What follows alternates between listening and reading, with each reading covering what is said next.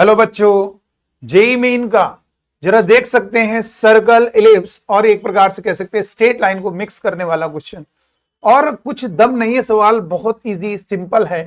Question को पढ़ा जाए, लेट द लाइन, ये लाइन है और इसमें के हमारा पॉजिटिव है, intersect the X axis Y axis at the points A and B respectively if the equation of the circle having the line segment A B as diameter. ये है मतलब ए और बी जो हमारी line X axis Y axis पर intersect कर रही है, वो जो ए बी होगा वो हमारे एक सर्कल का डायमीटर है और उस सर्कल की इक्वेशन ये आपको गिवन कर दी है। And the length of the latus rectum, and the length of the latus rectum, ये लिखा है ना latus rectum of the ellipse, इस इलिप्स की लेटेस्ट रेक्टम की लेंथ m बाई n है, वेयर m एंड r को प्राइम ये आप जानते हो।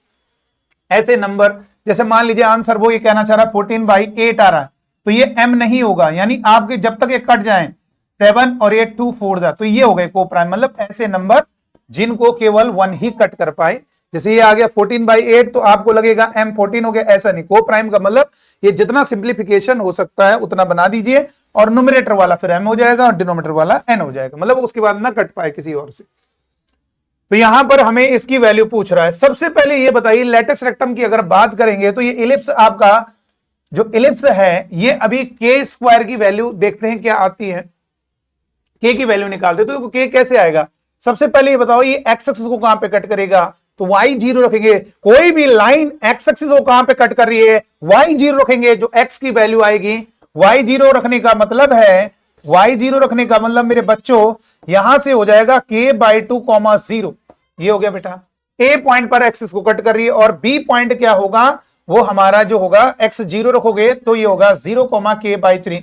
कुछ इस टाइप का होगा, बनाने की जरूरत नहीं। वैसे यहां पर कुछ इस तरीके से होगा, ये एक्स कोऑर्डिनेट, ये k पॉजिटिव है ना, तो इसलिए ये हमारा इधर होगा और ये इधर होगा, तो ये ए बी हो गया। और ये हमारी एक सर्कल है, एक प्रकार समझ लो, ये इसमें कांस्टेंट टर्म नहीं है ना, इसलिए पक्का ही ओरिजिन से पास हो रहा होगा। ये आपका किसी भी सर्कल में अगर कांस्टेंट का टर्म नहीं होता है तो वो हमेशा क्या होगा, एक सर्कल की इक्वेशन होगी, ये आपको ध्यान रखना है। और एक ट्रिक याद रखेंगे, ये हमारा एक प्रकार से k/2 है और ये हमारा एक प्रकार से k/3 है। देख लीजिए, एक्स कोऑर्डिनेट k/2 और वाई कोऑर्डिनेट k/3। और आप बच्चों को बता दें, दो तरीके से हम इसको समझा रहे हैं। आप या तो ये वाला फॉर्मूला लगा दीजिए, सर्कल इक्वेशन निकाल लीजिए, x - x2 plus y - y1 और ये y - y2 is equal to 0।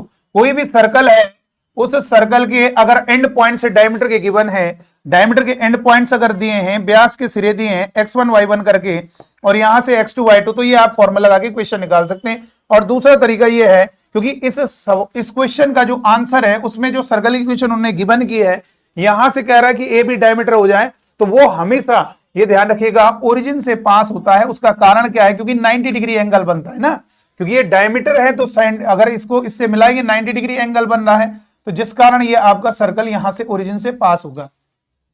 ठीक है बेटा, क्योंकि डायमीटर है ना, वो डायमीटर हमेशा जो यहां पे 90 डिग्री एंगल बना, पक्का ऐसा ये 2 पॉइंट से पास हो रहा, पक्का वो यहां से भी जाएगा। और वैसे भी आप देखिए सर्कल इक्वेशन जो दी है उसमें कांस्टेंट टर्म नहीं है, और जिस इक्वेशन में चाहे वो सर्कल की हो चाहे जिसकी हो, अगर उसमें कांस्टेंट का टर्म अवेलेबल नहीं है तो वो हमेशा एक ऐसी इक्वेशन होती है जो ओरिजिन से पास होती है। और आप बच्चों को बता दें, अगर कोई सर्कल, डायरेक्ट एक ट्रिक बता दें, ए इंटरसेप्ट कर रहा है एक्स एक्सिस में, वाई इंटरसेप्ट कर रहा है वाई एक्सिस में, सॉरी बी, तो इसकी डायरेक्ट इक्वेशन होगी x² + y², और जो x को है -ax और इधर वाला माइनस का by इज इक्वल टू 0। ये हमारा हो जाएगा इक्वेशन। तो अगर आप इसे डायरेक्ट निकालना चाहिए या उससे निकालना चाहिए तो दोनों से निकल सकता है। तो इस टेक्निक से निकालेंगे तो ये होगा x² + y², इसमें माइनस मल्टीप्लाई करोगे k/2x और इसमें माइनस मल्टीप्लाई करोगे k/3y। तो यहां से कंपैरिजन करके सर्कल दिया है ना, तो यहां से पता चल गया k/2 हमारा कितना होगा, -k/2 हमारा -3 के इक्वल होगा। माइनस से minus cancel, k is equal to 6, 2 उधर चला गया, 6 हो गया बेटा। और आप बच्चों को बता दें, यहां से सर -k/3 तब भी वही आएगा k6, तो यहां से क्लियर हो गया। अब हमारा भूल जाइए सर्कल है, अब हमें ये बस समझ लीजिए, ये वही बच्चों वाला सवाल के 6 रखोगे 36, यानी ये हमारा इलिप्स है और मुझे इसके लेटेस्ट रेक्टम की लेंथ निकालनी है, और वो जो भी आएगा उसका न्यूमरेटर m हो जाएगा, डिनोमिनेटर n हो जाएगा, कटने के बाद। को प्राइम मतलब ये है कि वो न्यूमरेटर डिनोमिनेटर कुछ कट रहा है, काटने के बाद फाइनली जो न्यूमरेटर होगा m और n, और रख दीजिए, निकल आएगा।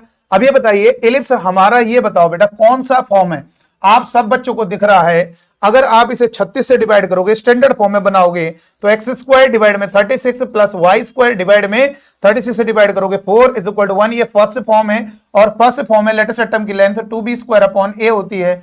b स्क्वायर क्या होता है, ये होता है 4, और a का मतलब इसका अंडर रूट 6। तो अब ये देखिए, देखा जाए तो ये कितना होगा, ये 8/6। तो बहुत लोग सोचेंगे m इक्वल टू 8, गलत है, कट रहा है अभी किसी से, 2 से कट रहा है, 2 3 6, यानी l इज इक्वल टू 4/3। तो न्यूमरेटर हमारा 4 होगा और डिनोमिनेटर हमारा 3 होगा, और हमें इसकी वैल्यू निकालनी है। तो 2m प्लस n, यानी यहां पर m की वैल्यू 4 रखोगे तो 2 4 8 प्लस n होगा 3, यानी 11। तो हमारा आंसर बी पार्ट करेक्ट हो जाएगा। तो चलिए आज के वीडियो में इतना ही, थैंक यू।